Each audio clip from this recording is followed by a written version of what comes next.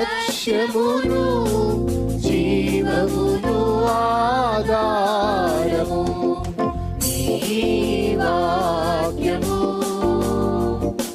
నా త్రోవకు.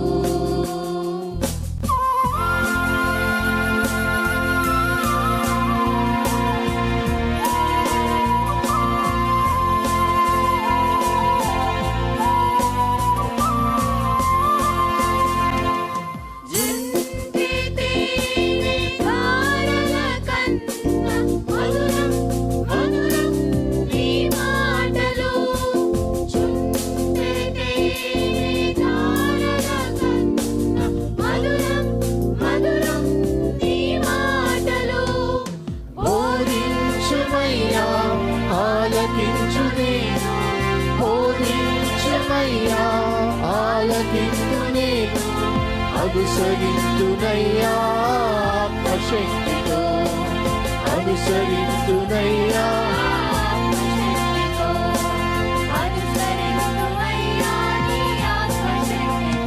ప్రియమైన సహోదరి సహోదరులకు ప్రభు నామమున శుభములు. దేవుని దయాసంకల్పం చొప్పున ఏర్పాటు చేయబడిన ప్రభుతో ప్రారంభం అనుదిన ధ్యాన కార్యక్రమం క్రీస్తునందల ప్రేమతో మిమ్మల్ని ఆహ్వానించుచున్నాను. జుంటె తేనె ధారల కన్నా మధురమైన వాక్యము మన ప్రాణమును సేదతీరుస్తుంది, మన మార్గమును సరిచేయునది, నిత్యరాజ్యమునకు మనను చేర్చున్నది. దేవుని వాక్యము అటువంటి జీవార్థమైనటువంటి వాక్య ధ్యానం ద్వారా మన దినమును ప్రారంభించుట ఆశీర్వాదకరం. ప్రభుతో ప్రారంభం, తద్వారా ప్రతిక్షణము ఆయన మనతో, మన వెంట కాపరిగా, పోషకుడిగా ఉండాలని కోరుకుంటూ ప్రార్థనతో ప్రారంభిద్దాం. ఆయన ఆశీస్సులు ఆశీర్వాదములు సదా మనకు తోడైండునుగాక.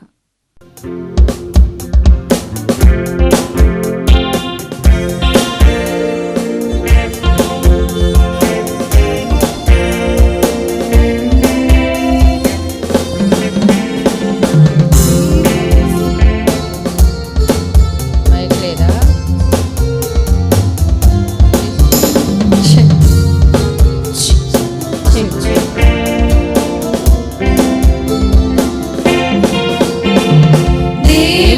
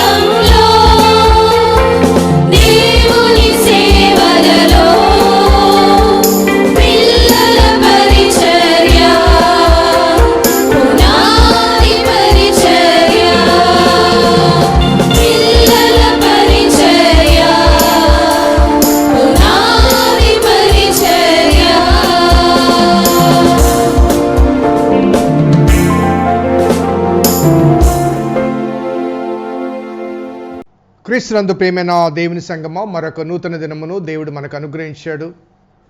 ప్రభుతో ప్రారంభం అనే ఈ ఆధ్యాత్మిక కార్యక్రమాలు క్రమం తప్పకుండా వీక్షిస్తున్న మీకందరికీ ప్రభువైన యేసుక్రీస్తు నామమున శుభములు, స్వాగతం తెలియజేస్తున్నాను. దేవుని వాక్యాన్ని క్రమం తప్పకుండా ధ్యానం చేస్తూ దేవునిలో, దేవుని వాక్యములో ఎదుగుటకు, వర్ధిల్లుటకు దేవుడు మనకు అనుగ్రహించిన ఈ ఆధ్యాత్మిక ప్రణాళిక, ఈ ప్రణాళిక చొప్పున ఈ కీర్తన గ్రంథంలోని ఒక్కొక్క వచనాన్ని ధ్యానం చేస్తున్నాం. కొన్ని పర్యాయాలు ఒక వచనానికి 2-3 ధ్యానాలు అవసరమవుతున్నాయి. కొన్ని పర్యాయాలు 2-3 వచనాలు కలిపి ఒక ధ్యానంగా కొనసాగుతున్నాం. దేవుడు అనుగ్రహించిన తలంపులు, ప్రేరణ, ప్రోత్సాహాన్ని బట్టి, మీ అందరిలో ఉన్న ఆశ, ఆసక్తిని బట్టి దేవునికి స్తుతులు చెల్లిస్తూ మరొక నూతన వారం ప్రభుతో ప్రారంభించుటకు దేవుడు మనకు అనుగ్రహించిన తరుణాన్ని బట్టి దేవునికి స్తుతులు చెల్లిస్తున్నాను. రండి, ప్రార్థన పూర్వకంగా ఈ ధ్యానాన్ని కొనసాగింపు చేద్దాం. ప్రార్థన చేద్దాం. కృపగల దేవా, దైవ తండ్రి, మీ పాదములకు స్తోత్రము చెల్లిస్తున్నాం నాయన. నీ ఉచితమైన దయా సంకల్పాన్ని బట్టి మమ్మల్ని ప్రేమించి ప్రోత్సహిస్తూ అనుదినము అనుగ్రహిస్తున్న ఈ దీవెనకరమైన శుభవర్తమానం బట్టి ప్రభువా స్తుతులు చెల్లిస్తున్నాం. నీవు మాకు అండగా ఉండగా, నీవు మాకు ఆదరణకర్తగా ఉండగా, నీవు మా కాపరిగా మమ్మల్ని నడిపిస్తూ ఉండగా, దినమంతి ప్రభా నీ చేయి పట్టుకొని ముందుకు కొనసాగుటకు మీ కృప అనుగ్రహించమని మా రక్షకుడైన యేసు నామమున అడిగి వేడుకొంచున్నాం తండ్రి, ఆమెన్. 23వ కీర్తన 4వ వచనంలోని 2వ భాగం. నీవు నాకు తోడయుందువు, నీ దండమును, నీ దుడ్డుకర్రయు, నీ దండమును నన్ను ఆదరించును. నీ దుడ్డుకర్రయు, నీ దండమును నన్ను ఆదరించును. సో గాఢాంధకారపు అనుభవాలు, మరణపు నీడ కలిగిన లోయగుండా ప్రయాణం చేసినా నేను భయపడను, నీవు నాకు తోడుగా ఉందువు అంటూ గత వారం చివరి దినమున మనం జ్ఞాపకం చేసుకున్నాం. మరి తోడుగా ఉండే దేవుడు మనల్ని కాపాడటానికి ఆయన చేతిలో ఉన్న 2 వస్తువులు, సాధారణంగా గొర్రెల కాపరికి ఉండే 2 వస్తువులు, అదేంటంటే దుడ్డు కర్ర, రెండవది దండము. ప్రతి గొర్రెల కాపరి చేతిలో ఈ దుడ్డు కర్ర ఉంటుంది, అదే రీతిగా దండము కూడా ఉంటుంది. ఈ రెండింటిని చేతబట్టుకొని కాపరి తన గొర్రెలను మేపుతూ ఉంటాడు. గొర్రెల కాపరిగా దావీదునకు ఆ అనుభవం ఉంది కాబట్టి తన చేతిలో కూడా తన గొర్రెలను కాపాడటానికి వాటిని వినియోగించి ఉన్నాడు కాబట్టి మరి ఆ ఇన్స్ట్రుమెంట్స్ గురించి దావీదునకు మంచి అనుభవము, మంచి సూచన. సో ఈ నేపథ్యంలో విశ్వాసిగా దేవుడు మహా గొర్రెల కాపరిగా మనకుండగా ఆయన కాపరత్వము, ఈ 2 అంశాల నేపథ్యంలో మనము కొంత ధ్యానం చేద్దాం క్లుప్తంగా. ఈ దుడ్డు కర్ర అనే ఈ మాట హీబ్రూ భాషలో షెబెత్ అనే ఆ పదము, షెబెత్ అనేది అథారిటీకి సూచన, అధికారానికి సూచన. సో దేవుడు మనకు కాపరిగా మరి ప్రతి పరిస్థితుల్లో మనల్ని ఎందుకు కాపాడవలసి వచ్చిందంటే ఆయన అధికారం కింద మనం ఉన్నాము కాబట్టి. 100వ కీర్తన అంటాడు కదండి, మనము ఆయన మేపు గొర్రెలము, మనము ఆయన వారము, ఆయన మేపు గొర్రెలము. కాబట్టి మనము మన వారము కాదు, we are not belongs to our self. మొదటి వచనాన్ని చెప్పాను. కాపరికి మనము స్వాస్యము, కాపరికి మనము సొంతము, అదే రీతిగా కాపరి యొక్క ప్రాపర్టీ మనం. కాబట్టి వాటిని కాపాడవలసిన బాధ్యత అయింది. కాపాడట కానీ, పోషించుట కానీ, భద్రపరచట కానీ, ఇవన్నీ కూడా ఆయన బాధ్యత కిందికి వస్తాయి. సో షబత్ అనే ఈ పదము ఈ అథారిటీకి సూచన. మోషే చేతికి అప్పగించబడిన కర్ర, నిన్ను మా మీద నాయకుడిగా, తీర్పరిగా నియమించింది ఎవడు అంటూ ఒక హీబ్రీయుడు అడిగిన ఆ ప్రశ్నకు జవాబు లేక పారిపోయి 40 సంవత్సరాలు గొర్రెల కాపరిగా ఉంటాడు. ఆ 40 సంవత్సరాలు గొర్రెల కాపరిగా ఉన్నప్పుడు దేవుడు పిలిచి, నువ్వు ఫరో వద్దకు వెళ్ళాలి, నా ప్రజలను తీసుకుని వెళ్ళాలంటే నేను ఎంతటి వాడను, నేను ఎవడిని అంటాడు.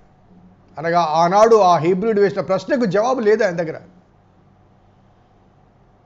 అప్పుడు దేవుడు అంటాడు, నేను పంపిస్తున్నాను, నువ్వెవరు అంటే ఉన్నవాడును అనువాడను. ప్రభా నా వల్ల కాదు అంటే నీ చేతిలో ఏముంది?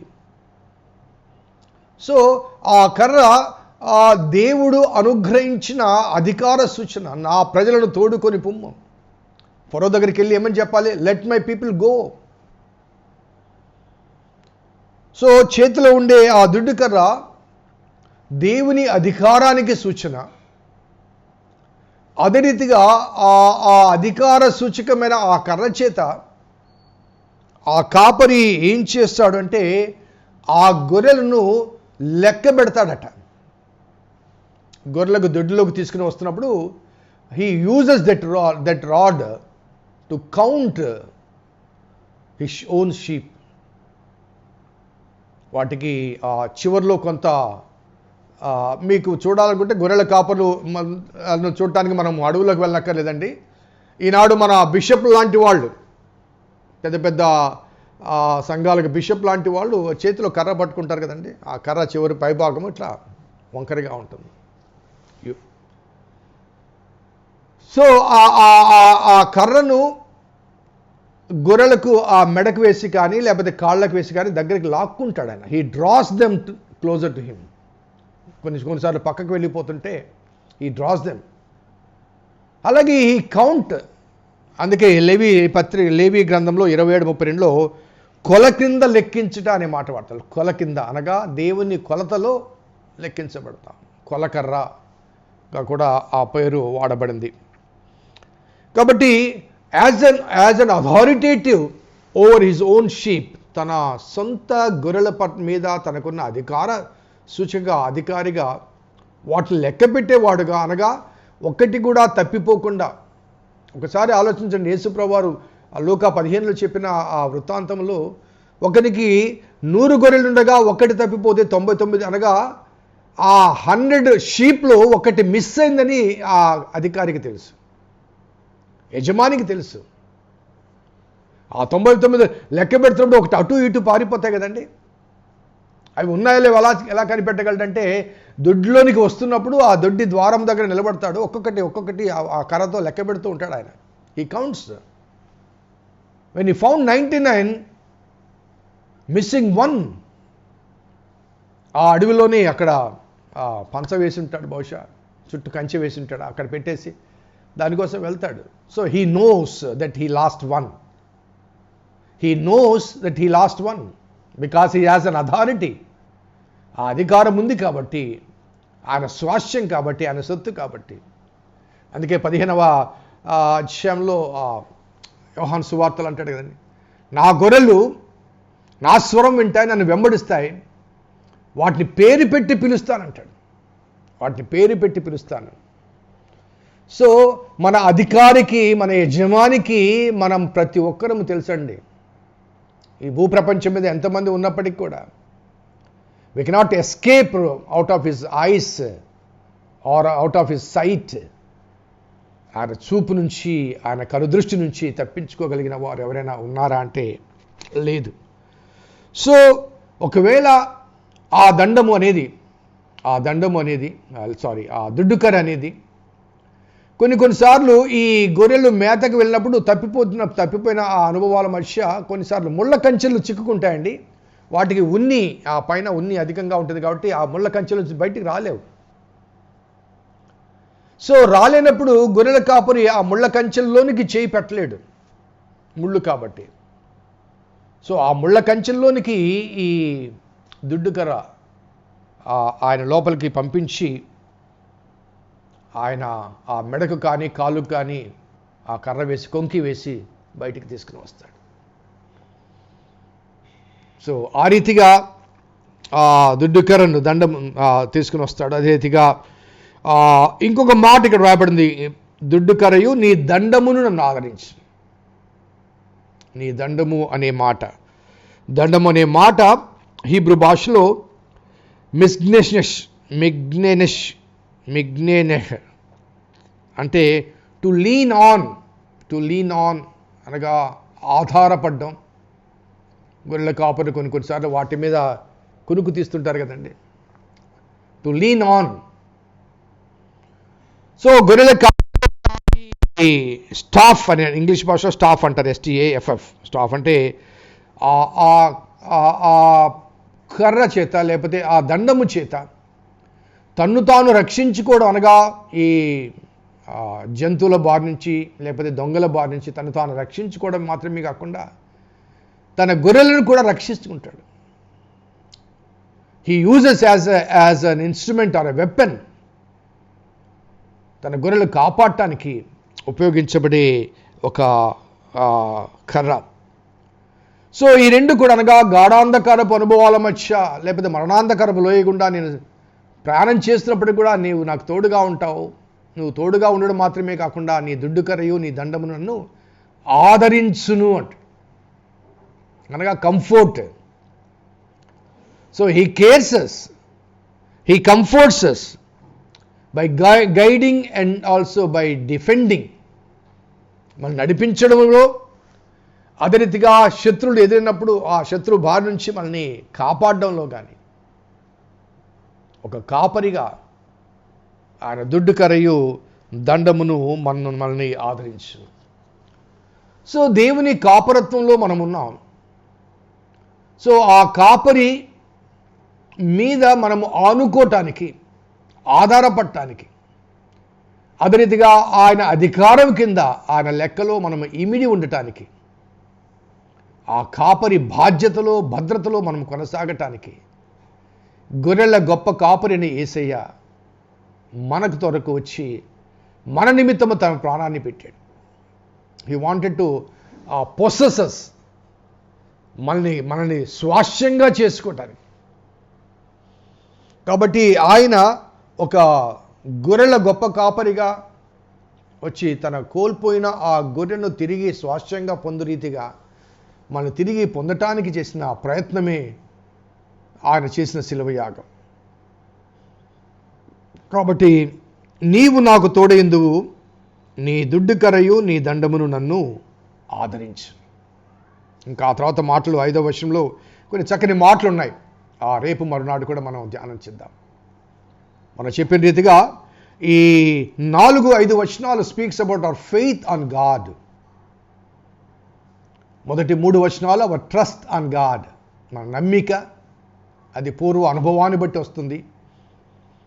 అదే రీతిగా మన విశ్వాసము పూర్వ అనుభవాలను బేరీజు వేసుకుని రాబోయే విషయాల గురించి, రాబోయే సంఘటనల గురించి, రాబోయే అనుభవాల గురించి ఆ దేవుని చేయి పట్టుకుని దేవునితో నడవటానికి అవకాశం కలిగిస్తుంది.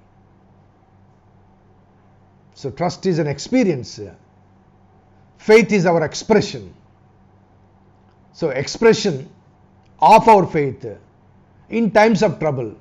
ఆ మరణాంధకరపు లోయలో కూడా ఆయనని భయపడను, ఎందుకంటే my faith is on him. ఆయన చేతిలో ఆ అధికారం ఉంది, ఆయన చేతిలో నాకు సెద తీర్చబడే లేకపోతే ఆధారపడగలిగిన అనుభవం ఉంది. అధికారి ఆయన, ఆదరణ ఆయన.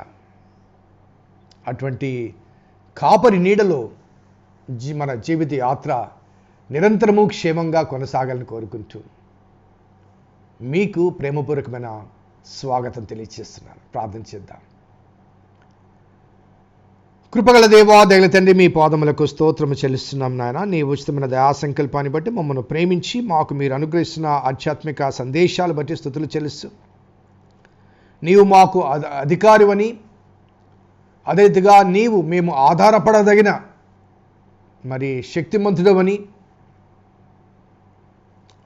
కాబట్టి నీవు ఆదరించువాడవని, అధికారివి, ఆధారపడగలిగిన శక్తి గలవాడవు, ఆదరించువాడవని ఆ నమ్మికను భక్తుని జీవిత సాక్ష్యం ద్వారా మాకు ఎరుకపరిచారు.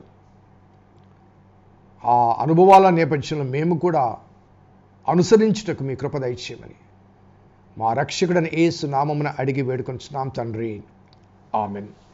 తండ్రి కుమార పరిశుద్ధాత్మ త్రియేక దేవుని దీవెన ఈ వాక్యం వింటున్న బిడ్డలకు వారి యొక్క జీవిత ప్రాణానికి, అనుభవాలకు, విశ్వాసానికి, నిరీక్షణకు సదా తోడైండును గాక. ఆమెన్. God bless you. దేవుడు దీవించును గాక.